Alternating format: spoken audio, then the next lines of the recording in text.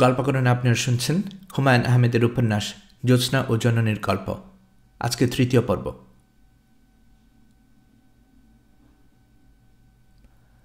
ইত্তাজউদ্দিন কাশেমপুরীর মনটা আজ খারাপ। তিনি নীলগঞ্জ হাই স্কুলের বারান্দায় কিছুক্ষণ হাঁটাহাঁটি করে এখন টিচার্স কমন রুমে বসে আছেন। তার হাতে দুদিন আগের বাসি খবরের কাগজ। দুদিন আগে ঢাকা শহরে কি ঘটেছে কাগজে মোটামুটি তাই লেখা। নীলগঞ্জ থেকে ঢাকা দুদিন পিছিয়ে আছে। ইত্তাজউদ্দিন খবরের কাগজ পড়ার চেষ্টা করছেন। তার মন বসছে না। মেজাজ বিগড়ে গেলে কোনো কিছুতে মন বসে না। হেডমাস্টার মনসুর সাহেব আজ সকালে তাকে কিছু কথা বলেছেন, যা শোনার জন্য তিনি প্রস্তুত ছিলেন না। মনসুর সাহেব বয়সে তার ছোট। বয়োকনিষ্ঠ একজন মানুষের কাছ থেকে কঠিন কথাগুলো শুনলে মন খারাপ হয়ে যায়। তবে বয়স কোনো ব্যাপার না। ধানি মরুচ সাইজ ছোট হলেও তার ঝাঁজ বেশি। সেভাবে চিন্তা করলে হেডমাস্টার সাহেবের কঠিন কথাগুলো হজম করে নেওয়া যায়। ইত্তাজউদ্দিন হজম করতে পারছেন না, কারণ হেডমাস্টার সাহেবের কথাগুলো তার কাছে গ্রহণযোগ্য বলে মনে হচ্ছে না। ব্যাপারটা সামান্য। ঢাকা থেকে ফেরার সময় তিনি স্কুলের জন্য একটা বড় পতাকা কিনে এনেছেন। 12 টাকা নিয়েছে দাম। দাম বেশি নিলেও জিনিসটা সিল্কের তৈরি। সাইজেও আগেরটার চেয়ে 3 গুণ। সবুজটা গাঢ়। আগেরটার রং জ্বলে গিয়েছিল। পতাকাটা আজ তিনি নিজের হাতে টানিয়েছেন। ঝকঝক নতুন পতাকা বাতাস পেয়ে ডানা মেলছে। দেখলেই মন ভরে যায়। বাসটা যদি আরও লম্বা হতো আর পতাকাটা আরও বড় হতো, তাহলে অনেক দূর থেকে চোখে পড়ত। মানুষ অহংকার নিয়ে বলতো, ওই যে দেখা যায় পতাকা, ওইটা আমাদের নীলগঞ্জ হাই স্কুলের পতাকা। গ্রামের মানুষ ছোটখাটো ব্যাপার নিয়ে অহংকার করতে ভালোবাসে। ইত্তাজউদ্দিন মুগ্ধ চোখে পতাকার দিকে কিছুক্ষণ তাকিয়ে রইলেন। তার কাছে মনে হলো নীল আকাশে সবুজ রঙের একটা টিয়া পাখি উঠছে। গভীর আনন্দে ইত্তাজউদ্দিন সাহেবের চোখে যখন পানি এসেছে প্রায়, তখন স্কুলের দপ্তরি মধু এসে বলল, আপনারে হেড স্যার ডাকে। তিনি আনন্দ নিয়েই হেডমাস্টার সাহেবের ঘরে ঢুকলেন। হেডমাস্টার সাহেব তার খুব পছন্দের মানুষ। ইত্তাজউদ্দিন মনে মনে ঠিক করে ফেললেন, পতপত করে নতুন পতাকা উঠছে, এই সুন্দর দৃশ্যটা হেডমাস্টার সাহেবকে দেখাবেন। নীলগঞ্জ হাই স্কুলের হেডমাস্টার মনসুর সাহেব তাকে দেখে শুকনো গলায় বললেন, বসুন মাওলানা সাহেব। বলেই তিনি কে একটা লেখায় ব্যস্ত হয়ে পড়লেন। তার সামনে যে কেউ বসেছে, এটা যেন তার মনেই রইল না। মনসুর সাহেব MA BT গোল্ড মেডেল। মানুষটা ছোটোখাটো, গায়ের রং ভয়াবহ রকমের কালো। ছাত্ররা আড়ালে ডাকে তাকে অমাবস্যা স্যার। স্বভাবে চরিত্র অসম্ভব কঠিন। গত 9 বছর ধরে তিনি এই স্কুলের হেডমাস্টার। এই 9 বছরে শুধু একদিনই নাকি তাকে হাসতে দেখা গেছে। 1963 সালের মে মাসের 8 তারিখে। সেদিন মেট্রিক পরীক্ষার রেজাল্ট হয়েছিল এবং নেপালচন্দ্র হাওলাদার নামে এই স্কুলের একজন ছাত্র 4th স্ট্যান্ড করেছিল। আবারও কোনো একদিন এই স্কুল থেকে কেউ স্ট্যান্ড করলে মনসুর সাহেব হয়তো হাসবেন। সেই সম্ভাবনা ক্ষীণ। গ্রামের স্কুলের ছাত্র, ভালো ছাত্র আসছে না। ইত্তাজউদ্দিন বসে আছেন। হেডমাস্টার সাহেবের লেখালেখির কাজ শেষ হচ্ছে না। ইত্তাজউদ্দিনের মনে হলো হেডমাস্টার সাহেব আজ যেন অন্য দিনের চেয়েও গম্ভীর। মনে হয় তার শরীরটা ভালো না, কিংবা দেশ থেকে খারাপ কোনো চিঠি পেয়েছেন। প্রায়ই হেডমাস্টার সাহেব দেশ থেকে খারাপ চিঠি পান। মনসুর সাহেবের স্ত্রীর মাথা পুরোপুরি খারাপ। ভদ্রমহিলা থাকেন তার বাবার কাছে। সেখানে তার উপর নানান ধরনের চিকিৎসা চলে। চিকিৎসার কারণে কিংবা প্রাকৃতিক কারণে ভদ্রমহিলার মাথা মাঝে মাঝে ঠিক হয়। তখন হেডমাস্টার সাহেব তাকে নীলগঞ্জ নিয়ে আসেন। সেই সময় হেডমাস্টার সাহেবের মুখ ঝলমল করতে থাকে। তাকে দেখে মনে হয় সুখী একজন মানুষ। গায়ের কালো রং তখন তেমন কালো লাগে না। তিনি স্ত্রীকে নিয়ে সোহাগী নদীর পাড় ধরে হাঁটেন। তাদের বাড়ির কাছে একটা বটগাছ, যার কয়েকটা ঝুড়ি নেমে গেছে সোহাগী নদীর পানিতে। সেই বটগাছের গুড়িতেই প্রায়ই হেডমাস্টার সাহেবের স্ত্রীকে বসে থাকতে দেখা যায়। ঘুমটা টানা লাজুক ধরনের একটা মেয়ে, যার ভাবভঙ্গি এমন যেন নতুন বিয়ে হওয়া বউ, স্বামীর সঙ্গে যার এখনও তেমন কোনো পরিচয় হয়নি। মহিলা বসে থাকেন, তার আশেপাশে হাঁটাহাঁটি করেন হেডমাস্টার সাহেব। বড়ই মধুর দৃশ্য। কিছুদিন পর ভদ্রমহিলার মাথা আবার যথা নিয়মে খারাপ হয়। হেডমাস্টার সাহেব বিষণ্ণ মুখে তাকে শ্বশুরবাড়ি রেখে আসেন। স্কুলে ফিরে কিছুদিন তার খুব মেজাজ খারাপ থাকে। অকারণে সবাইকে বকাঝকা করেন। তারপর আবার স্বাভাবিক হয়ে যান। সোহাগী নদীর পাড়ে একা একা হাঁটেন। বটগাছের ঝুড়িতে বসে থাকেন একা। হেডমাস্টার সাহেবের লেখা বন্ধ করে চোখ তুলে তাকালেন, প্রায় বিড়বিড় করে বললেন, আমার বড় শ্যালককে একটা পত্র লিখলাম। আমার স্ত্রীর অবস্থা ভালো না, তারা তাকে পাবনার মেন্টাল হাসপাতালে ভর্তি করাতে চায়। কি হয়েছে? নতুন করে কিছু হয় নাই, পুরনো ব্যাধি, তবে এবার নাকি বাড়াবাড়ি। আমার বড় শ্যালকের স্ত্রীকে মাছ কাটার বটি দিয়ে কাটতে গিয়েছিল। সবাই এখন ভয় পাচ্ছে। ভয় পাওয়াটাই স্বাভাবিক। এখন তাকে ঘরে তালাবদ্ধ করে রেখেছে। খুব চিৎকার চেঁচামেচি নাকি করে। ইরতাজউদ্দিন কিছু বললেন না, চুপ করে রইলেন। তার মনটা খারাপ হলো। আর তখনই ভ্রু কুঁচকে হেডমাস্টার সাহেব কথা বলা শুরু করলেন। ইরতাজ সাহেব। জি। দেখলাম স্কুলে একটা পতাকাটা নিয়েছেন। জি, ঢাকা থেকে এনেছি।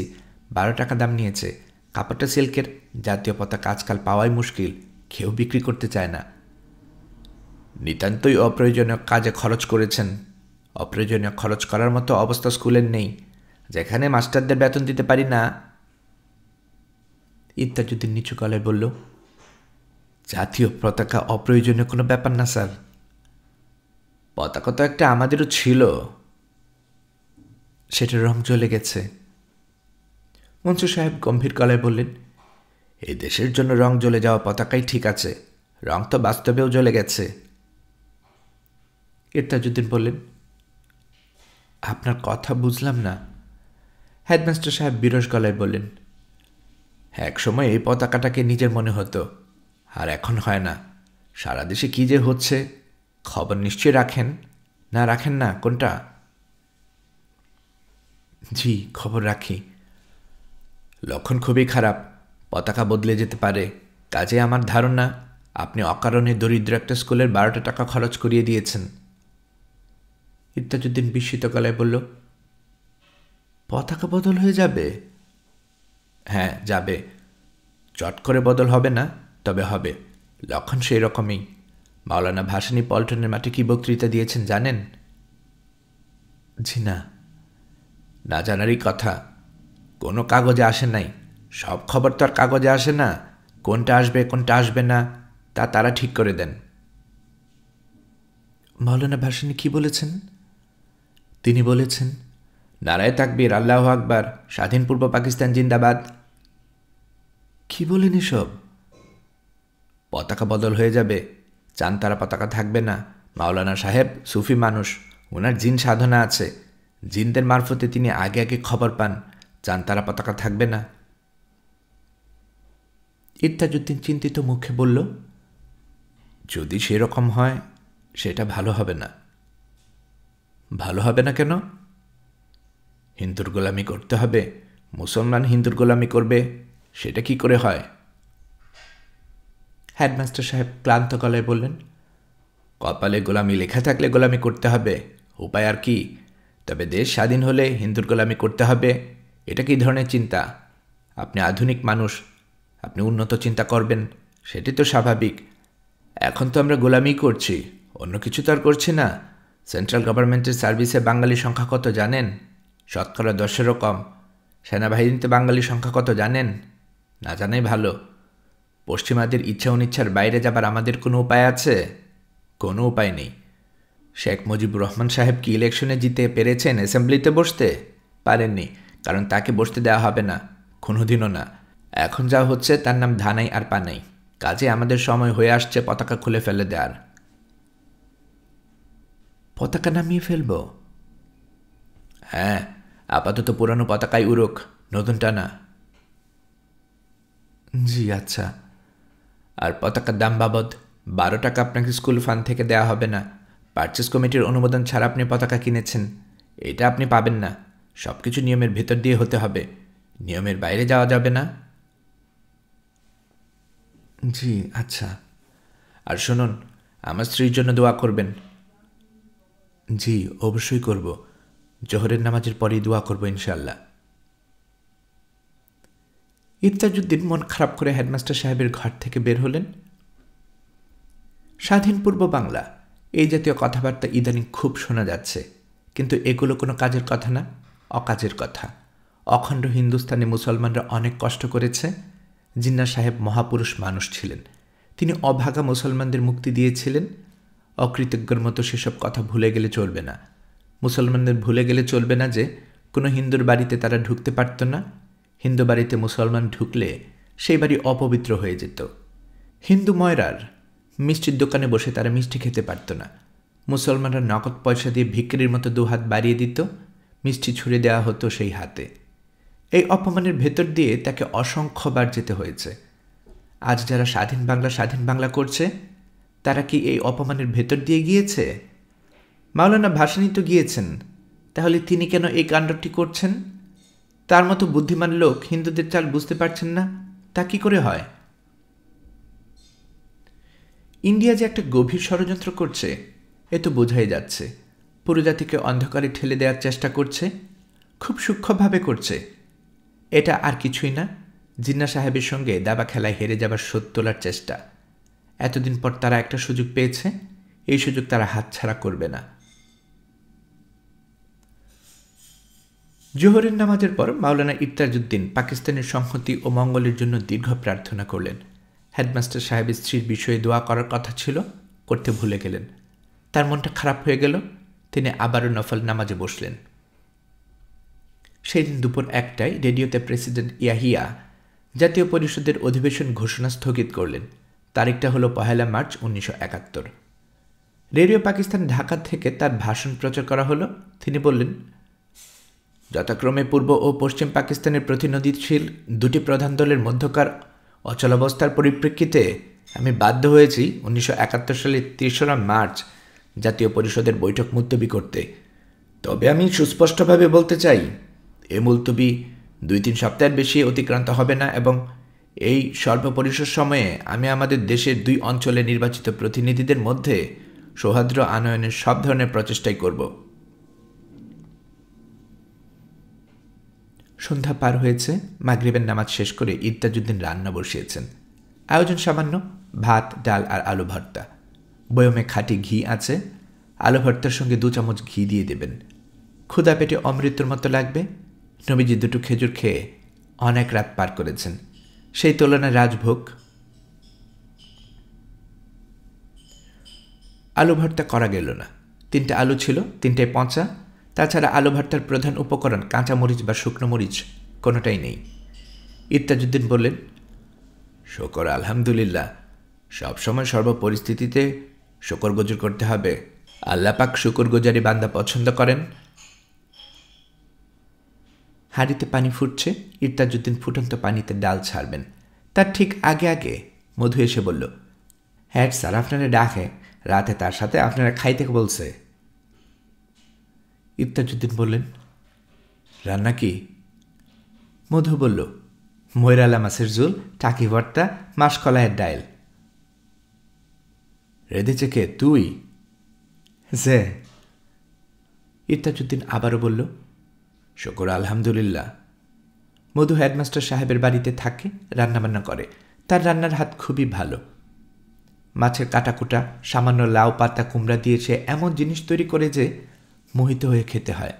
তার রান্না মিষ্টি কুমড়ার ভর্তা যে খায়নি, সে জানেই না ভর্তার স্বাদ কি। মধু? যে স্যার। দেশের অবস্থা তো ভালো না রে মধু, কি হয় কে জানে।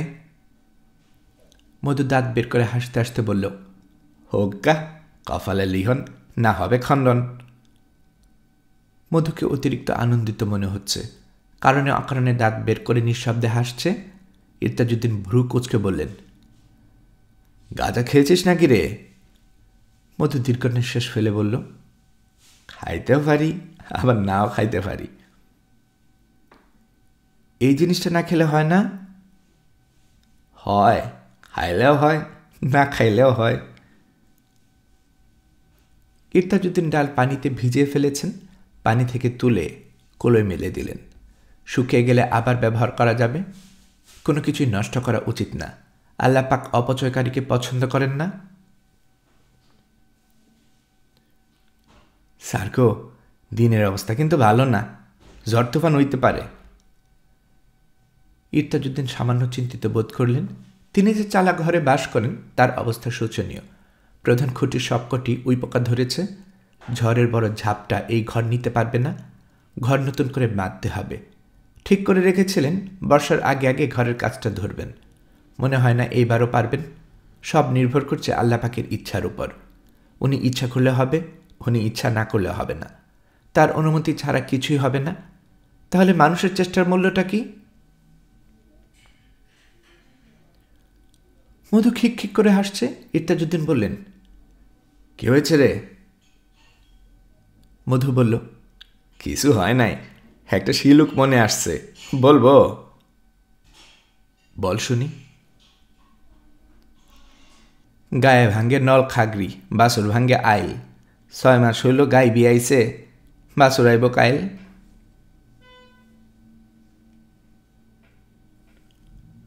কন্দেহি জিনিসটা কি? জানি না। খুবই সোজা, একটু চিন্তা নিলেই হইব। চিন্তা নিতে পারছি না। জিনিসটা হইল গিয়া কচ্ছপের আন্ডা। ইত্তাজউদ্দিন বললেন, কচ্ছপের আন্ডা হলো তো ভালোই। আর একটা বলি?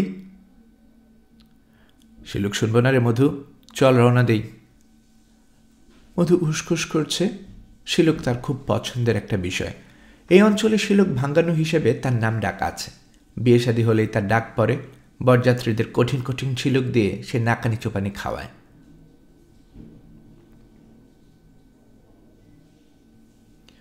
দিনের অবস্থা আসলেই ভালো না। আকাশে ঘন মেঘ, মাঝে মাঝে বিজলি চমকাচ্ছে। বিজলির চমকে দেখা যাচ্ছে পশ্চিম থেকে মেঘ উড়ে উড়ে আসছে। পশ্চিমী মেঘ ভালো জিনিস না, ঝড়ঝাপটা হবে।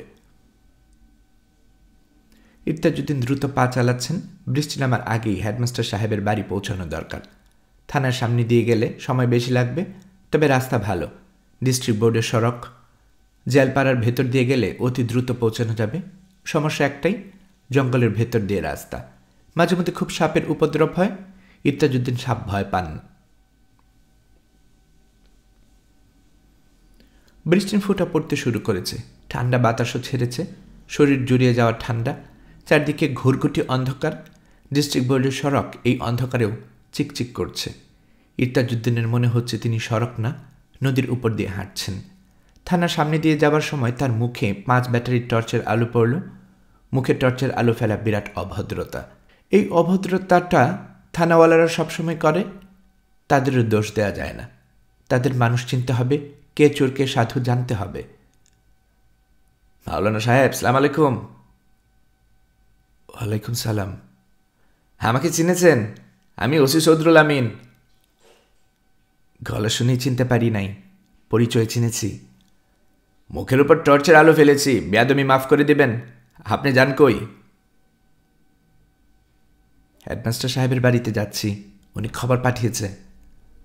ওনাকে আমার সালাম দিবেন, বিশিষ্ট লোক। অবশ্যই দেব। দেশের খবর তো মাওলানা সাহেব শুনেছেন। ইয়াহিয়া অধিবেশন স্থগিত করেছে, এখন লাগবে ক্যাঁচাল।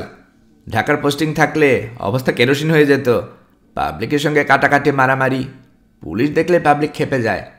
খেপিস কেন রে বাবা? পুলিশ কি তোর বাপ ভাই না? তুই ভাত মাছ খাস, পুলিশও খায়। তোর গুয়ে যেরকম দুর্গন্ধ, পুলিশের গুতেও সেরকম দুর্গন্ধ। আচ্ছা ঠিক আছে মাওলানা সাহেব, আপনি যান, আপনাকে দেরি করিয়ে দিয়েছি। গায়ে একটা দুটা বৃষ্টির ফুটা পড়তেছে। আসসালামু আলাইকুম। ওয়ালাইকুম আসসালাম। ইত্তাজউদ্দিন হাঁটতে শুরু করলেন। থানার ওসিকে রাস্তায় দেখে মধু একটু পিছিয়ে পড়েছিল। এখন সে এগিয়ে এলো, গলা নিচু করে বলল, স্যার, আমরা ওসি সাহেবের বেজায় সাহস, এইটা জানেন না? আরে বাপরে, সাহস কি? তার সাহসের একটা গফ করব? দরকার নাই। তাইলে একটা শিলুক ভাঙ্গানি দেন। কন দেহি স্যার, চামড়ার বন্দুক, বাতাসের গুল্লি, এইটা কি? জানি না। কি? এইটা গিয়ে হইল আপনার ফাঁদ। ফাঁদে যে শব্দ হয় সেই শব্দটা হইল গুল্লি, চামড়ার বন্দুক হইল ফুটকি। ইত্তাজউদ্দিন স্তম্ভিত হয়ে গেল। এত বড় বেয়াদব এ ধরনের অশ্লীল কথাবার্তা তার সঙ্গে বলছে। কানে ধরে 100 বার উঠবোস করানো দরকার। যাতে ভবিষ্যতে কোনোদিন এই ধরনের কথাবার্তা না বলে। বৃষ্টির ফোঁটা ঘন হয়ে পড়তে পড়তে হঠাৎ বন্ধ হয়ে গেল। মধু বলল, লক্ষণ ভালো না, বৃষ্টির ফোঁটা পড়তে পড়তে বন্ধ হইলে বেজায় ফরমাদ। ইরতাজউদ্দিন কঠিন গলায় বললেন, চুপ করে থাকো, আর একটা কথা বলবেন না, কথা বললে এমন চর খাবি। কথা বললে দোষ কি করলাম? অনেক দোষ করেছিস, আর কথা না।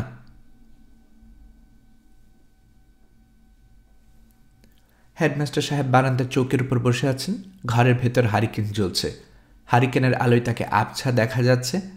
বারান্দায় পেতে রাখা চৌকি হেডমাস্টার সাহেবের পছন্দের জায়গা। এখানে বসলে অনেক দূর পর্যন্ত দেখা যায়। সামনে বুরু ফসলের মাঠ, দক্ষিণ দিকের নদী। বর্ষা মৌসুমে সামনের মাঠের পুরোটাই ডুবে যায়। বাতাসের সমুদ্রের মতো ঢেউ ওঠে, ছলাৎ ছলাৎ শব্দ হয়। বারান্দা থেকে এই শব্দ শোনা যায়। হেডমাস্টার সাহেবের বড় ভালো লাগে। ইরতাজউদ্দিন বারান্দায় উঠতে উঠতে বললেন, আসসালামু আলাইকুম, খবর দিয়েছেন? হেডমাস্টার সাহেব বললেন, খানা খেতে ডেকেছি। দিনের পর দিন একা একা খেতে আর ভালো লাগে না। মন যখন অস্থির থাকে তখন আর ভালো লাগে না। মধু বদনাই করে পানি নিয়ে এসেছে। জলচৌকিতে দাঁড়িয়ে ইরতাজউদ্দিনের পা ধুলেন। উঠে এলেন চৌকিতে। হেডমাস্টার সাহেব বললেন, আপনার ভাবির কথা মন থেকে দূর করতে পারছি না। শেষে আমার বড় শ্যালককে একটা চিঠি লিখলাম। চিঠিটা আপনাকে পড়ে শোনাতে চাচ্ছি। ইরতাজউদ্দিন বললেন, পড়ুন শুনি। হেডমাস্টার সাহেব তৎক্ষণাৎ চোখ বন্ধ করে চিঠি মুখস্থ করে বলে যেতে থাকলেন। যে কোনো চিঠি একবার লেখা হয়ে গেলে দাড়ি কমা সহ তার মনে থাকে। মানুষটার স্মৃতিশক্তি অস্বাভাবিক। জনাব আব্দুর রহমান, প্রিয় ভ্রাতা, পর সমাচার তোমার ভগ্নীর বর্তমান অবস্থার কথা পাঠ করিয়া মুহ্যমান হইয়াছি। একই কঠিন পরীক্ষায় পতিত হইলাম। এই পরীক্ষা শেষ কোথায়? বেচারি নিজে কষ্ট পাইতেছে, অন্যদেরও কষ্ট দিতেছে। তাহার বিষয়ে কি ব্যবস্থা নেওয়া যায় সেই সম্পর্কে আমার পক্ষে কিছু বলা অসম্ভব। এত দূরে বসিয়া প্রকৃত অবস্থা জানা আমার পক্ষে অসম্ভব। তোমরা যাহা ভালো মনে করো তাহাই করা বাঞ্ছনীয়। তোমার অতি আদরের ভগ্নীর জন্য তোমার কোনো ভুল সিদ্ধান্ত নেবে না, এ বিষয়ে আমি নিশ্চিত। পাবনা মানসিক হাসপাতালে তাহাকে ভর্তি করাবার ব্যাপারে আমার কোনো আপত্তি নাই।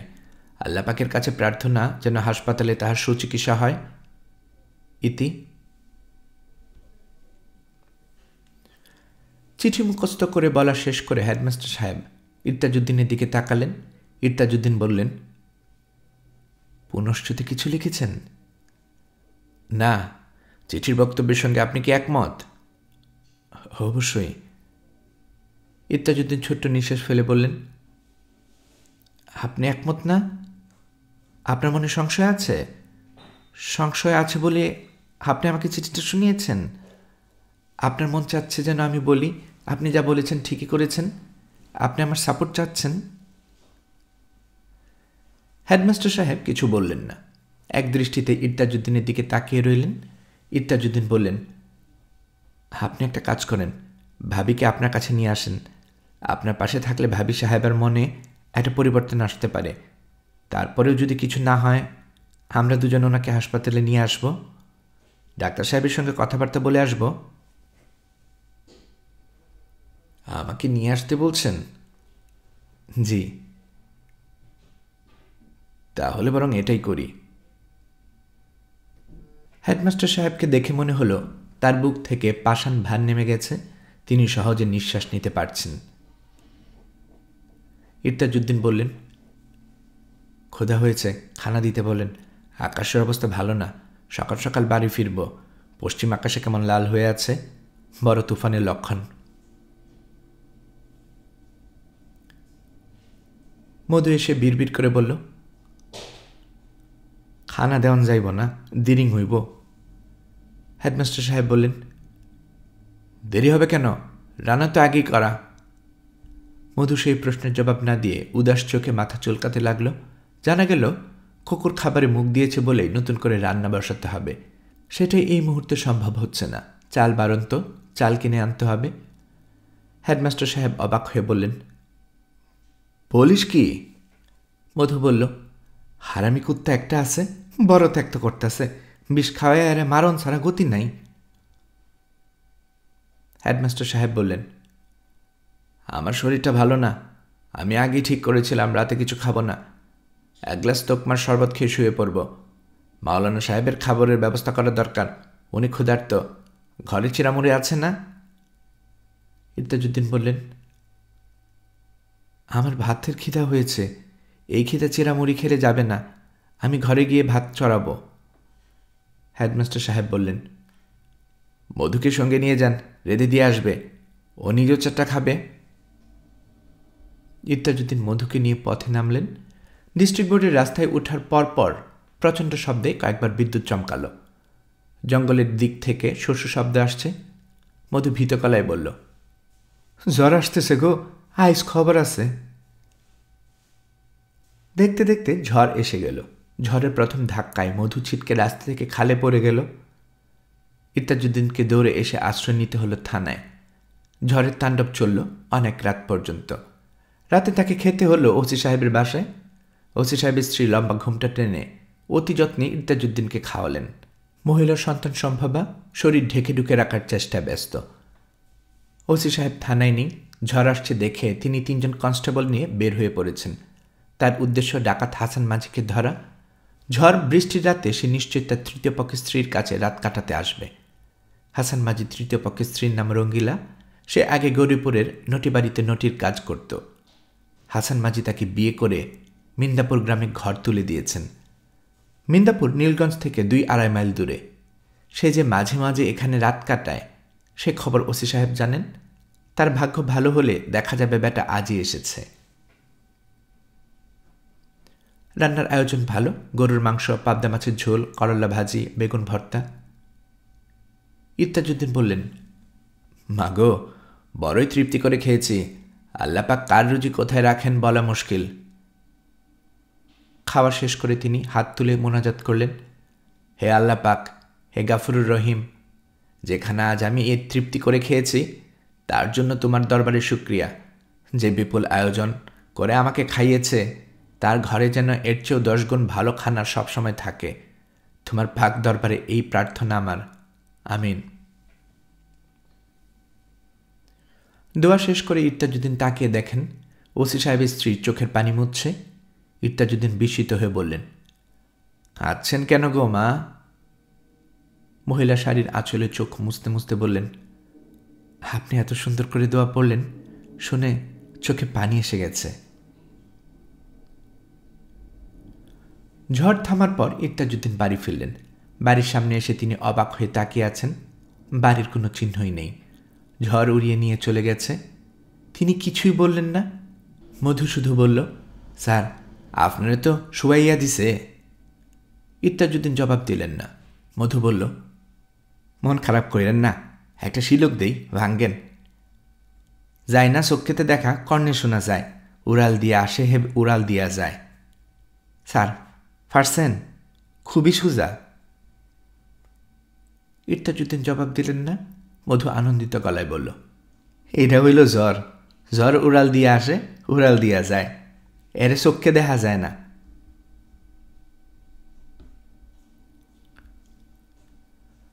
কলিমুল্লা নামটা কোনো আধুনিক কবির জন্য কোনো মানানসই না।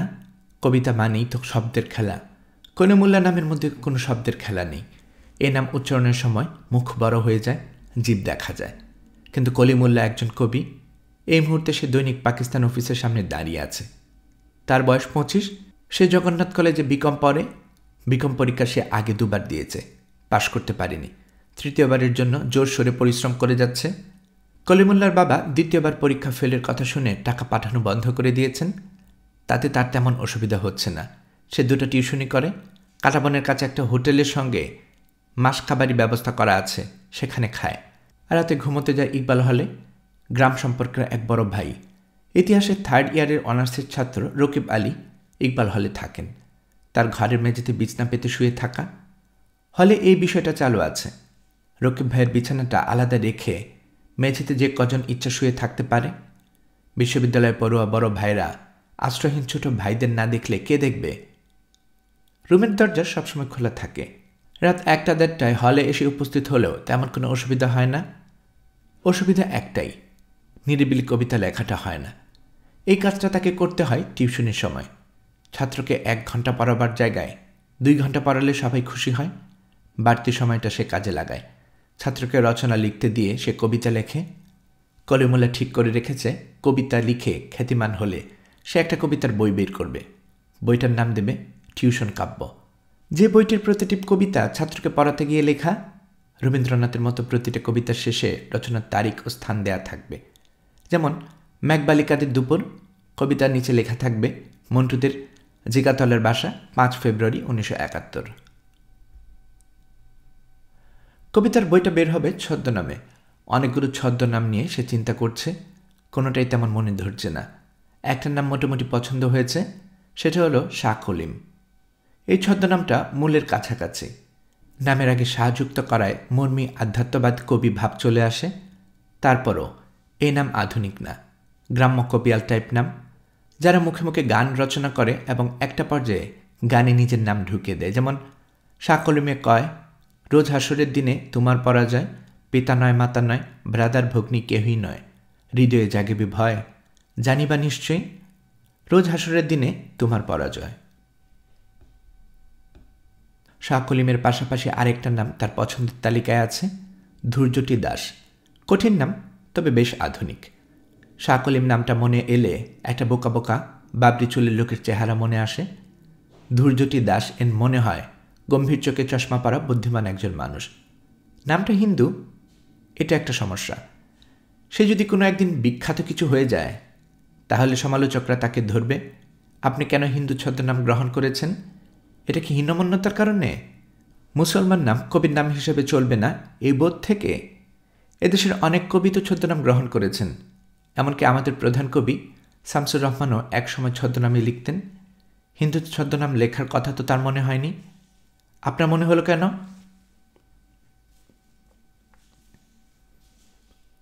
রোদ মাথার উপর চিরবির করছে। কলিমুল্লাহ মনস্থির করতে পারছে না দৈনিক পাকিস্তান অফিসে ঢুকবে কি ঢুকবে না। তার ইচ্ছা কবি শামসুর রহমানের হাতে একটা কবিতা দিয়ে আসা। ডাকে কবিতা পাঠিয়ে লাভ নেই। পত্রিকা অফিসের লোকজন খাম খুলে কিছু পড়ে না, এত সময় তাদের নেই। টেবিলের পাশে রাখা ঝুড়িতে সরাসরি ফেলে দেয়। কবি শামসুর রহমানের সঙ্গে সে কিভাবে কথা বলবে তা নিয়ে অনেক ভেবেছে। মনে মনে রিহার্সালও দিয়েছে, যদিও সে জানে কোনো রিহার্সালেই কাজে লাগবে না। কবি কোন প্রসঙ্গে কথা বলবেন তা তো আর জানা নেই। ঘরে ঢোকা মাত্র কবি হয়তো বলবেন, এখন যান, পরে আসবেন, এখন ব্যস্ত আছি। তবে কবি যদি টুকটাক কথা বলেন এবং যদি বলেন, তুমি কি আমার কোনো কবিতা পড়েছ, তাহলেই কেল্লাফতে। কলিমুল্লাহ কবির একটা কবিতা আসাদের শার্ট ঝাড়া মুখস্থ করে এসেছে। গড়গড় করে বলে কবিকে মুগ্ধ করে যাবে। কবি সাহিত্যিকেরা অল্পতেই মুগ্ধ হয়। 3 বার ইয়া মুকাদ্দিমু পড়ে ডান পা আগে ফেলে কলিমুল্লাহ দৈনিক পাকিস্তান অফিসে ঢুকে গেল। ইয়া মুকাদ্দিমুর অর্থ হে অগ্রসরকারী। আল্লাহর পবিত্র 99 নামের এক নাম। এই নাম 3 বার পরে ডান পা ফেলে যে কোনো কাজে অগ্রসর হওয়ার অর্থ সাফল্য। বিকম পরীক্ষা দেওয়ার জন্যে হলে ঢোকার আগে আগে এই নাম সে পড়তে পারে নাই। কিছুতেই নামটা মনে পড়ে না। মনে পড়লে অবশ্যই ঘটনা ভিন্ন হতো। কবি শামসুর রহমান বিশাল এক সেক্রেটারিয়েট টেবিলের ওপাশে বসে আছেন। তার ডান পাশে জমিদারের নায়েব টাইপ চেহারার ফর্সা এবং লম্বা এক লোক ক্রমাগত কথা বলে যাচ্ছে। মাথা দুলাচ্ছে, হাত নাড়ছে। কবি তার দিকে তাকিয়ে আছেন, কিন্তু সব কথা মনে হয় শুনছেন না। কবিরা ভেড়বেড়ানি শুনতে ভালোবাসেন না। কলিমুল্লার মনে হলো কবি সাহেব তাকে দেখে খুশি হয়েছেন। অন্তত কিছু সময়ের জন্য হলেও নায়েব সাহেবের ভেড়বেড়ানি শুনতে হবে না। শামসুর রহমান টেবিলে হাত রেখে গালে হাত দিয়ে সুকান্ত টাইপ ভঙ্গিতে বসেছেন। তিনি কলিমুল্লার দিকে তাকিয়ে বললেন, আমার কাছে কি? কলিমুল্লাহ বলল, স্যার, আমি একটা কবিতা নিয়ে এসেছি। কবিতাটা আমি ঢাকায় পাঠাতে পারতাম, কিন্তু আমার অনেক দিনের শখ কবিতাটা আমি আপনার হাতে দিই। কবি কিছু বলার আগেই পাশে বসা নায়েবটা বলল, টেবিলে রেখে চলে যান। কলিমুল্লাহ নায়েবের দিকে তাকিয়ে মনে মনে বলল, ওই কথা, তুই কথা বলিস কেন? আমি তো তোর সঙ্গে কথা বলছি না। তোর ভেড়বেড়ানি শোনার আমার কোনো প্রয়োজন নাই। মনে মনে এই কথা বললেও সে মুখে বলল, আমি কবিতাটা কবির হাতে দিব এই জন্য এসেছি, টেবিলে রেখে দেবার জন্য আসিনি। নায়েব বলল, একই জিনিস, কবি টেবিল থেকে কবিতাটা হাতে নেবেন। কলিমুল্লাহ বলল, জিনিস এক না, আমরা যদি কাউকে ফুল দিতে চাই আমরা তার হাতে দেই, টেবিলের এক কোণায় রেখে দেই না। আমি যে কবিতাটা লিখেছি সেটা হয়তো খুবই তুচ্ছ, তবে আমার কাছে তো ফুলের মতোই, আমি কবির হাতেই সেই ফুল দিতে চাই। কলিমুল্লাহ নিজের কথা বলার ক্ষমতায় নিজেই মুগ্ধ হলো। অবশ্য এই অংশটি সে আগে রিহার্সাল করে ঠিক করে রেখেছে, জায়গা মতো লাগানো গেছে, এতে সে খুশি। শামসুর রহমান হাত বাড়িয়ে কবিতা নিতে নিতে বললেন, আপনি কি করেন, ছাত্র? জি ছাত্র, আমি ঢাকা বিশ্ববিদ্যালয়ে পদার্থবিদ্যায় এমএসসি করছি। এই মিথ্যা কথাটা সে যে বলবে তাও আগেই ঠিক করা। বিজ্ঞানের জটিল বিষয় নিয়ে পড়াশোনা করে কবিতা লেখার মধ্যে অন্য ব্যাপার আছে। কবি নিশ্চয়ই ঢাকা ইউনিভার্সিটিতে গিয়ে খোঁজ নেবেন না। আপনার নাম কি? স্যার, আমার নাম শাহ কলিম। ছদ্মনাম? জি না, আসল নাম। আমরা শাহ বংশ। ও আচ্ছা। কলিমুল্লাহ ফাঁক খুঁজছে আসাদের শার্ট কবিতাটা মুখস্থ শুনিয়ে দেবার জন্য। ফাঁক পাওয়া যাচ্ছে না। সে তো নিজ থেকে হরপর করে কবিতা আবৃত্তি শুরু করতে পারবে না। নায়েব চেহারার লোকটা সুযোগ তৈরি করে দিল। সে কলিমুল্লার দিকে তাকিয়ে হাসি হাসি মুখে বলল, কবিতা যে লিখেছেন ছন্দ জানেন? চাক্কা ছাড়া যেমন গাড়ি হয় না, ছন্দ ছাড়া কবিতা হয় না। কবিতাটাকে চলতে হয়। চাকাবিহীন গাড়ি হলো গদ্য, চাকাওয়ালা চলমান গাড়ি হলো কবিতা। বুঝেছেন? কলিমুল্লাহ মুখে বলল অতি বিনয়ের সঙ্গে, স্যার বোঝার চেষ্টা করছি। মনে মনে বলল, চুপ থাক শাকলা, তোকে উপদেশ দিতে হবে না। নায়েব বলল, কবিতা লেখা শুরুর আগে প্রচুর কবিতা পড়তে হয়। অন্য কবিরা কি লিখেছেন, তারা শব্দ নিয়ে ছন্দ নিয়ে কি এক্সপেরিমেন্ট করেছেন তা জানতে হয়। আপনি যে কবি শামসুর রহমানের কাছে এসেছেন, না আর কোনো কবিতা কি আপনি পড়েছেন? কলিমুল্লাহ মনে মনে বলল, এই প্রশ্নটা জিজ্ঞেস করার জন্য তোর অতীতের সব অপরাধ এবং ভবিষ্যতের 2টা অপরাধ ক্ষমা করে দিলাম।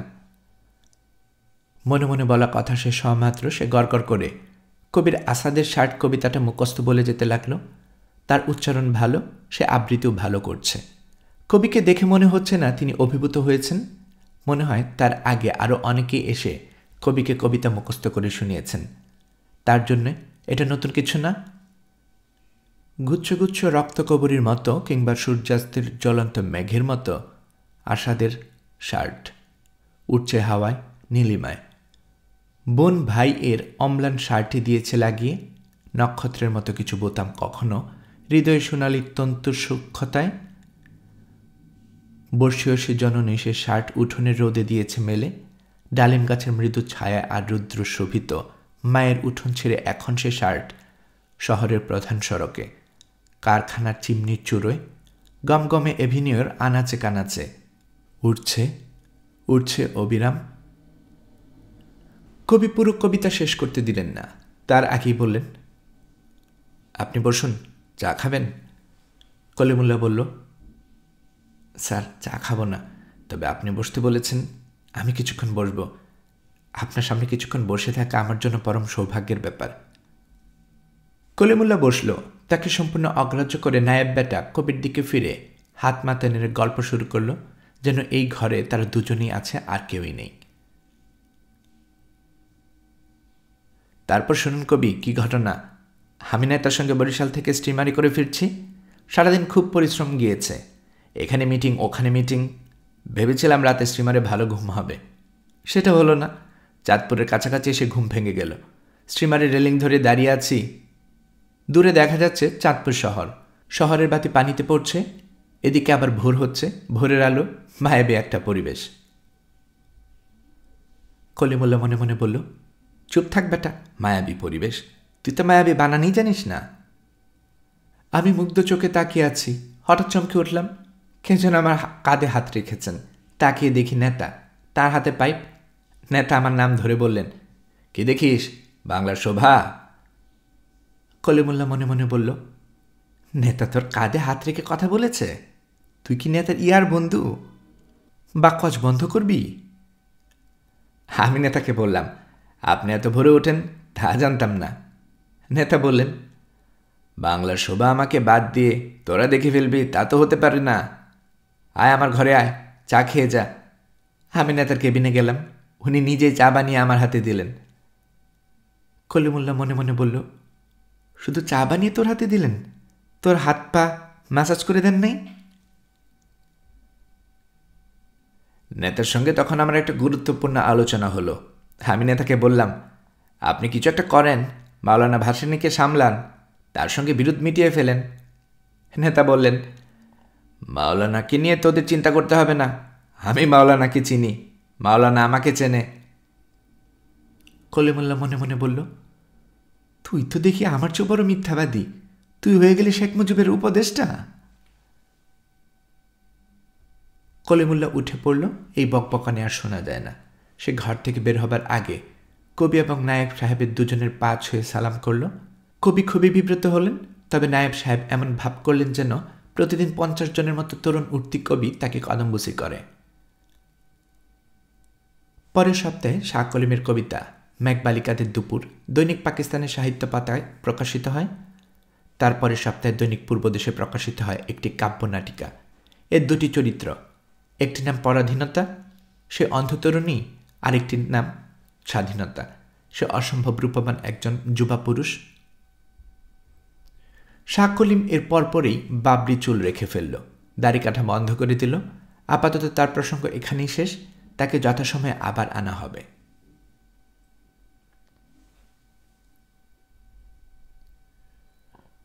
আজ বুধবার, মুবারক হোসেনের ছুটির দিন। ছুটির দিনেও তিনি কিছু সময় অফিস করেন। সকাল 10টা থেকে 10:30 পর্যন্ত শেখ সাহেবের বাড়িতে থাকেন। সেখান থেকে সরাসরি চলে যান আমিনবাজার। সপ্তাহের বাজার আমিনবাজার থেকে করে চলে আসেন মৌলভীবাজার। সেখানে কুদ্দুস নামের একজন কসাই তাকে গরুর মাংস দেয়, বাজারের সেরা মাংস। তিনি বাসায় ফিরেন দুপুর 12টার মধ্যে। তখন ইয়াহিয়াকে গোসল দেওয়া হয়। গোসলের আগে তার গায়ে খাঁটি সরিষার তেল মাখানো হয়। তেল মাখানোর সময় সে খুব হাত পা ছুঁড়ে হাসে, আবার যখন তাকে গামলার পানিতে নামানো হয় তখন সে হাত পা ছুঁড়ে কাঁদে। শিশুপুত্রের হাসি এবং কান্না দুটোই তিনি দেখতে ভালোবাসেন। ঘুম ভাঙার পর মোহাম্মদপুর যাবার ব্যাপারে প্রস্তুতি নিতে থাকেন। প্রস্তুতি মানে মানসিক প্রস্তুতি। মোহাম্মদপুরের শেষ শাহ সুরি রোডে যেতে হবে বলেই তিনি এক ধরনের অস্বস্তি অনুভব করেন। বুধবার দুপুরের ঘুমও তার ভালো হয় না।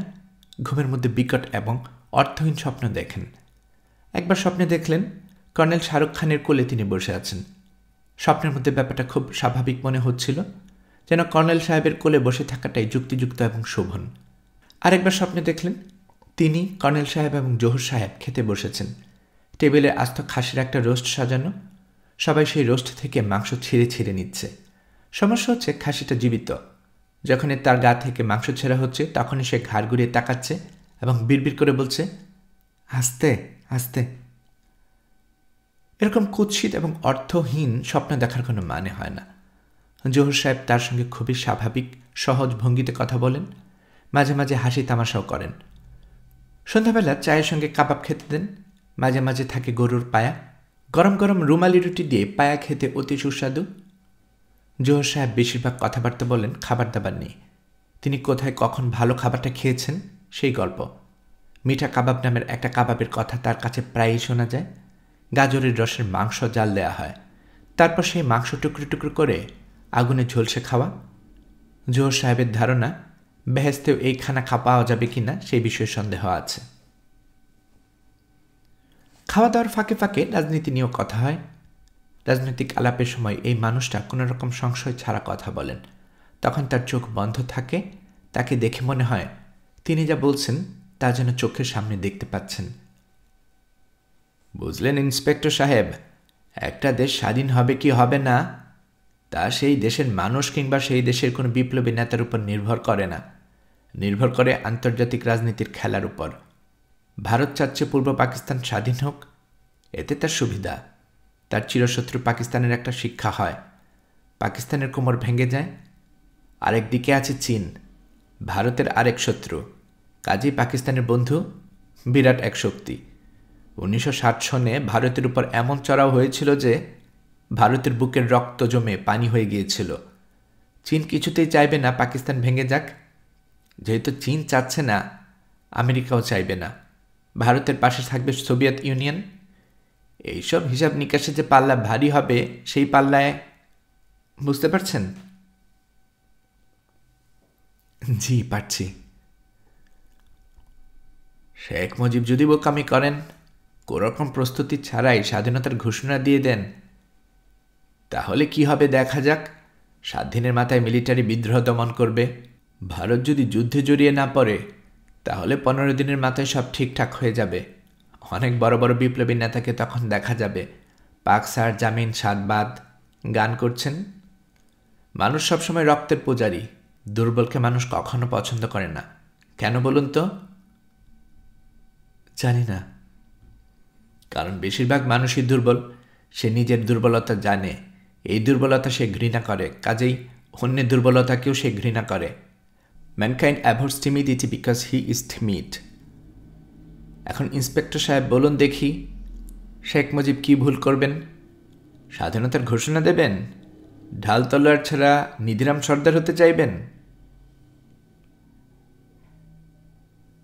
জি, করবেন। এছাড়া তার অন্য কোনো বিকল্প নেই। মানুষ তাকে নেতা বানিয়েছেন। মানুষের ইচ্ছাকে তার দাম দিতে হবে। স্বাধীনতার ঘোষণা যদি সত্যি সত্যি দেওয়া হয়, তাহলে কি পরিমাণ মানুষ এ দেশে মারা যাবে সে সম্পর্কে তার কি কোনো ধারণা আছে? শুধুমাত্র ঢাকা শহরের রাস্তাতেই 1 হাঁটু রক্ত হবার কথা। বাদ দেন এসব কথা, যা হবার হবে। এখন বলেন, আছেন কেমন? জি, ভালো। ছেলে মেয়ে স্ত্রী সবাই ভালো? জি। এদের ঢাকায় রেখে লাভ নাই। এদের কোনো নিরাপদ জায়গায় পাঠিয়ে দেন। নিরাপদ জায়গা কোনটা? সেটাই একটা কথা। নিরাপদ জায়গাটা কি? এই বিষয়ে একটা শের আছে, পুরোপুরি মনে নাই, ভুলে গেছি। ভাবার তো হলো, আমাকে একটা নিরাপদ জায়গার সন্ধান হে পরওয়ারদিগার তুমি দাও, যে নিরাপদ স্থানে প্রেম আমাকে স্পর্শ করবে না।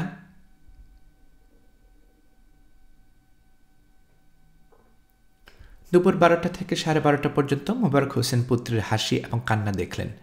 তিনি বড়ই মজা পেলেন। এই সময়টাতে তার একবারও শেরশাহ সুরি-রুডির কথা মনে পড়ল না। আজই যে সেখানে যেতে হবে এবং আজই কর্নেল সাহেব উপস্থিত থাকবেন, এটাও মনে থাকল না। অথচ তিনি খবর দিয়ে রেখেছেন মুক্তাগাছার মন্ডা নিয়ে আসরের নামাজের আগে একজন আসার কথা। কর্নেল সাহেবকে মন্ডা খাওয়াতে হবে। বুধবারে তাকে বাসায় পাওয়া যায়। এই খবরটা হয়তো প্রচার হয়ে গেছে। অনেকে এই দিনে তার সঙ্গে দেখা করতে আসে। বেশিরভাগ আসে দুপুরে খাওয়ার সময়। আজ এসেছেন মুসলিম উদ্দিন সরকার, মোবারক হোসেনের ছোট মামা। তিনি টুকটাক ব্যবসা করেন। কোনো ব্যবসায় গোছাতে পারেন না। টাকা পয়সা টানাটানি হলেই ভাগ্নের কাছে টাকা ধার করতে আসেন। মোবারক হোসেন প্রতিবারই বিরক্ত হন, তবে প্রতিবারই কিছু না কিছু সাহায্য করেন। দুপুরে মোবারক হোসেন একা খেতে পছন্দ করেন। খাবার সময় কেউ সামনে থাকবে না। সবগুলো পদ হাতের কাছে সাজানো থাকবে। তিনি নিজের মতো ধীর সুস্থে খাবার দাবার সারবেন। তার হাত ধোয়ার শব্দ শুনে একজন কেউ পিরিচে 2টা জর্দা দেয়া পান নিয়ে আসবে। আজ তাকে বাধ্য হয়ে ছোট মামার সঙ্গে নিয়ে খেতে বসতে হলো। ছোট মামা মুসলিম উদ্দিন সরকার ভাগ্নের দিকে তাকিয়ে আনন্দিত গলায় বললেন, তুই এমন বিরক্ত মুখ করে আমার দিকে তাকাচ্ছিস কি জন্যে? আজ টাকা ধার করতে আসি নাই। গন্ডগোলের বাজারে আমার ব্যবসা ভালো যাচ্ছে, ভালো পয়সা কামিয়েছি। এখন আপনার কিসের ব্যবসা? লবণের ব্যবসা আর মোমবাতির ব্যবসা। কেরোসিনের ব্যবসাতেও নামবো। কেরোসিনের ব্যবসাতেও রমরমা ভাব। শুধু আল্লাহ আল্লাহ করতেছি। গন্ডগোল আরও কিছুদিন চলুক। 2 মাস চললেই আল্লাহর কাছে হাজার শুকর। তুই রাজি থাকলে কেরোসিনের ব্যবসা তোকে পার্টনার নিতে পারি। 50-50 শেয়ার করবি? পার্টনারশিপ ব্যবসা?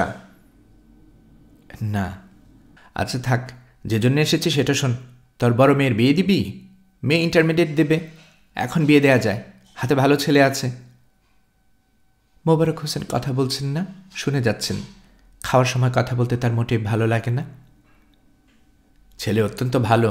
এই ছেলে হাতছাড়া করলে আল্লাহ নারাজ হবেন। সুযোগ তো তারই করে দেয়া। মোবারক হোসেন বললেন, ছেলে কি করে? ছেলে কিছু করে না, তবে ভবিষ্যতে বড় কিছু করবে ইনশাল্লাহ। মোবারক হোসেন বিরক্ত চোখে তাকালেন। কি সুন্দর বিয়ের প্রস্তাব! ছেলে কিছু করে না, তবে ভবিষ্যতে বড় কিছু করবে। মুসলিম উদ্দিন আগ্রহ নিয়ে বললেন, ছেলের বাবা মা নাই। মা জন্মের সময় মারা গেছেন, বাবা মারা গেছেন ছেলের যখন বয়স 11। ছেলে নিজের চেষ্টায়, বন্ধুবান্ধবদের চেষ্টায় লেখাপড়া করেছে। মোবারক হোসেন কিছু বললেন না। কথা বলার কোনো মানে হয় না। পাত্র কিছু করে না, এতিম। এরপর আর কি কথা?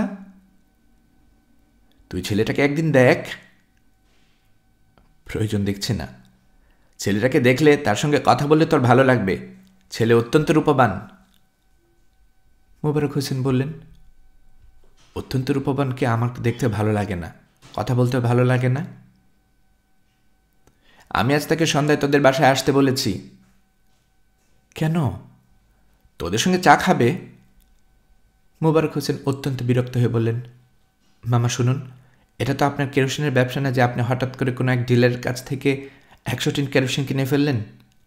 আপনি কি মনে করে কারোর সঙ্গে আলাপ আলোচনা না করে ছেলেটাকে রাতে চা খেতে বলেছেন? মুসলিম উদ্দিন সরকার বললেন, কারোর সঙ্গে আলাপ করি নাই, এটা তো ঠিক না। তোর স্ত্রীর সঙ্গে আলাপ করেছি। বৌমা খুব আনন্দের সঙ্গে রাজি হয়েছে। মোবারক হোসেন ঠান্ডা গলায় বললেন, আপনি অবশ্যই ছেলেকে না করে আসবেন। মুসলিম উদ্দিন বলল, তুই শান্ত হ, এত রাগ করার কিছু নাই। আমি বিকেলের মধ্যে গিয়ে না করে আসব। ভালো একটা ছেলে হাতছাড়া হয়ে গেল, এটা একটা আফসোস। বড়শিতে মাছ ধরার সময় মাঝে মধ্যে বড় বড় মাছ বড়শিতে গিলে তারপর সুতো ছিঁড়ে চলে যায়, তখন বড়শিলের আফসোসের সীমা থাকে না। আমার সেরকম আফসোস হচ্ছে। এই মাছটা ছিল বিরাট কালবোস। কালবোস চিনিস? মোবারক হোসেন জবাব দিলেন না। তার খাওয়া শেষ হয়েছে। তিনি হাত মুখ ধুয়ে পান মুখে দিচ্ছেন। কালবোস হলো রুই এবং কাতলের সংকর। বাবা হলো রুই মাছ, মা হলো কাতল মাছ। অতি স্বাদু মাছ। এটাই সমস্যা, এরা বংশবিস্তার করতে পারে না। এজন্যই কালবোসের সংখ্যা এত কম। হঠাৎ হঠাৎ পাওয়া যায়। মামা, আমি কিছুক্ষণ রেস্ট নেব, ফ্যান ছেড়ে শুয়ে থাকব। আমিও চলে যাব, দেখি ছেলেকে পাই কি না। সে থেকে পুরনো ঢাকায়, গলির ভিতরে গলি, তার ভিতরে গলি। বাড়ি খুঁজে পাওয়াই সমস্যা। এক কামরা একটা ঘর ভাড়া করে থাকে। ঘরে ঢুকলে মনে হয় টিনের ট্রাঙ্কের ভিতরে ঢুকে পড়েছে। মোবারক হোসেন শোবার ঘরের দিকে রওনা হলেন। মুসলিম উদ্দিন বললেন, ছেলে সম্পর্কে আসল কথাটাই তো তোকে বলা হয়নি। গল্প উপন্যাসে এ ধরনের ছেলের কথা থাকে, সারা জীবনে কোনো পরীক্ষায় সেকেন্ড হয় না সেরকম ছেলে। ফিজিক্স অনার্সে ফার্স্ট ক্লাস ফার্স্ট, এমএসসিতে ফার্স্ট ক্লাস ফার্স্ট, ইন্টারমিডিয়েটে ফার্স্ট, শুধু মেট্রিকে সেকেন্ড হয়েছিল। ছেলের কোনো দাবি দেওয়া নাই, শুধু তাকে ক্যাশ 11,000 টাকা দিতে হবে। তার কিছু ঋণ আছে, সে ঋণ শোধ করবে। ভবিষ্যতে এই ছেলে কি করবে চিন্তা কর। ঢাকা ইউনিভার্সিটিতে লেকচারার হয়ে ঢুকবে। কমনওয়েলথ স্কলারশিপ পেয়ে স্ত্রী নিয়ে চলে যাবে পিএইচডি করতে। ছেলেকে চা খেতে আসতে বলবো? মোবারক হোসেন চুপ করে আছেন। মুসলিম উদ্দিন বললেন, বলবো চা খেতে আসার জন্য? আসুক না, এসে চা খেয়ে যাক। কত লোকে তো তোর এখানে চা নাস্তা খেয়ে যায়, তাতে অসুবিধা কি? সন্ধ্যার সময় আমি থাকবো না। তাহলে একটু রাত করে আসতে বলি, আমাদের সঙ্গে রাতের খানা খাক। বলবো বেচারা দিনের পর দিন হোটেলে খায়, একবার বাড়ির খাওয়া খেয়ে দেখুক খাওয়া কাকে বলে। মোবারক হোসেন হ্যাঁ না কিছু বললেন না, ঘুমোতে চলে গেলেন। ঘুমে তার চোখ বন্ধ হয়ে আসছে, এটা খারাপ লক্ষণ। যখন প্রচণ্ড ঘুম পায় তখন বিছানায় যাওয়া মাত্র ঘুম কেটে যায়। কর্নেল সাহেবকে আজ আরও সুন্দর লাগছে। তিনি পরেছেন ফুলতোলা হাফ হাওয়াই শার্ট, সাদা রঙের উপর হালকা সবুজ ফুল, মাথায় লাল রঙের কাপড়ের ক্যাপ, চোখ যথারীতি কালো চশমায় ঢাকা। কর্নেল সাহেবকে দেখে মনে হচ্ছে তিনি একজন ট্যুরিস্ট, সমুদ্র তীরের কোনো এক শহরে বেড়াতে এসেছেন। স্ত্রীকে হোটেলে রেখে জরুরি একটা মিটিং সারতে এসেছেন। মিটিং শেষ করে স্ত্রীর কাছে যাবেন, তারা হাত ধরাধরি করে সমুদ্রের কাছে বেড়াতে যাবেন।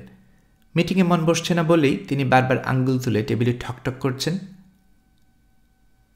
ইন্সপেক্টর, তোমার ওই মাটির হাড়িতে কি আছে?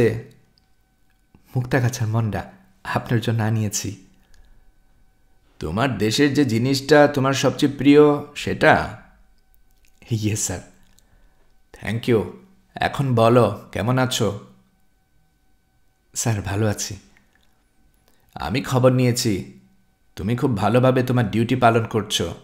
আমি তোমার উপর খুশি। You are a good Pakistani officer. Thank you sir.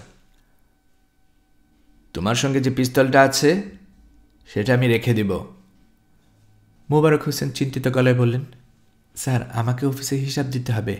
আপনার কাছে পিস্তল দিয়ে গেলে আমি বিপদে পড়ব। তোমাকে বিপদে ফেলতে চাই না, তুমি বরং আগামীকাল তোমার অফিসে পিস্তল জমা দিয়ে দিবে।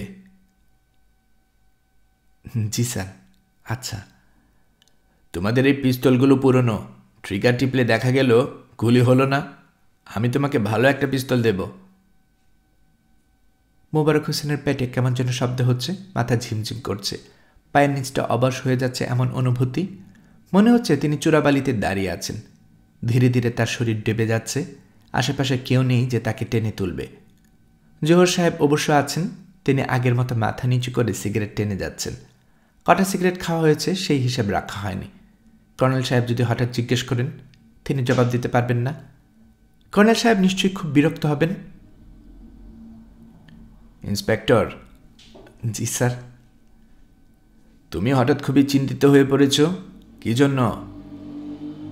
স্যার, আমি চিন্তিত না। অবশ্যই তুমি চিন্তিত, তোমার কপাল ঘামছে। তুমি মনে মনে কি ধারণা করছো সেটা বলবো?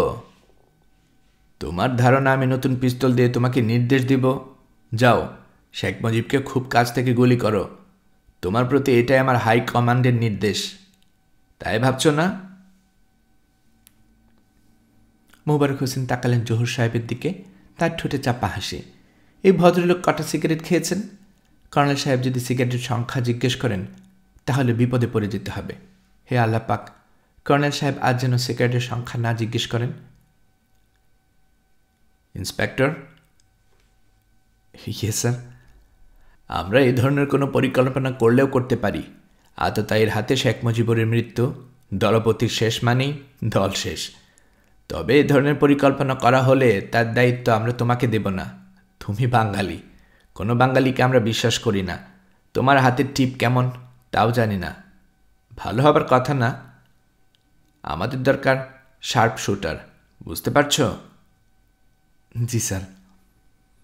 কর্নেল সাহেব মাথা ঝাঁকালেন, পকেটে হাত দিয়ে সিগারেট বের করে ঠোঁটে দিলেন। সিগারেট ধরালেন না, তবে তিনি সিগারেট টান দিচ্ছেন এবং ধোঁয়া ছাড়ার ভঙ্গি করছেন। এটা যেন এক ধরনের খেলা। ইন্সপেক্টর। Yes sir. একটা শক্তিশালী বাঘ চুপচাপ বসে আছে। তোমরা বাঘটাকে খোঁচাচ্ছ, কাঠি দিয়ে খোঁচাচ্ছ, গায়ে পানি ঢেলে দিচ্ছ। বাঘটার কানের কাছে ক্রমাগত চিৎকার করছো, জয় বাংলা, জয় বাংলা। এ বাঘ তো অবশ্যই ঝাঁপ দিয়ে পড়বে। আচ্ছা ঠিক আছে, তুমি যাও। জোহর, তুমি তাকে পিস্তল আর 6 রাউন্ড গুলি দিয়ে দাও। মিষ্টির জন্য ধন্যবাদ। মোবারক হোসেন রাতে বাসায় ফিরলেন জ্বর নিয়ে, জ্বর এবং তীব্র মাথার যন্ত্রণা। মুসলিম উদ্দিন ছেলেটিকে নিয়ে এসেছেন। তার নাম নাইমুল, দেখে মনে হচ্ছে ছায়ার কচু গাছ, প্রাণহীন, বিবর্ণ, লম্বাতেও বেশি। স্কুলে এই ছেলেকে নিশ্চয়ই তাল গাছ ডাকা হতো। মরিয়ম বেটে, এই তাল গাছের সঙ্গে মরিয়মকে একবারেই মানাবে না। ছেলের চোখে মুখে উদ্যত ভঙ্গি আছে, চোখে চোখ পড়ার পরেও চোখ নামিয়ে নিচ্ছে না, তাকিয়ে আছে। মোবারক হোসেন তাদের সঙ্গে খেতে বসলেন, কিন্তু কিছু খেতে পারলেন না। তার জ্বর বেড়েছে, পেটে মুচড় দিচ্ছে, তিনি খাওয়া ছেড়ে উঠে পড়লেন। মুসলিম উদ্দিন যখন তার ভাগ্নিকে জিজ্ঞেস করলেন, কিরে, ছেলেটাকে পছন্দ হয়েছে? তখন মোবারক হোসেন বললেন, ছেলে পছন্দ হয়নি, কিন্তু বিয়ের ব্যবস্থা করতে পারেন। ছেলের আত্মীয় স্বজনকে খবর দেন, ওদের সঙ্গে কথা বলবেন। তবে আমাকে এসবের মধ্যে জড়াবেন না। বিয়ের তারিখ ঠিক করে জানাবেন, আমি খরচ দেব। ছেলে ক্যাশ টাকা যেন কত চায়? 11,000। মোবারক হোসেন বললেন, 11,000 টাকা আমি দিয়ে দেব, কোনো সমস্যা নেই।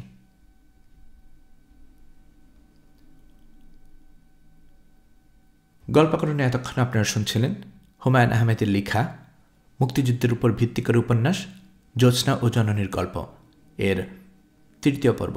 আমি নিয়মিতভাবে গল্প পাঠ করে আপনাদেরকে শোনাচ্ছি। গল্প পাঠ ভালো লাগলে এই গল্পটি আপনার বন্ধুবান্ধব, প্রিয়জন সবার কাছে শেয়ার করবেন, তাতে করে তারা এই গল্পটি শোনার সুযোগ পাবে। আপনারা ভালো থাকবেন সেই প্রত্যাশা এখানে বিদায় নিচ্ছে।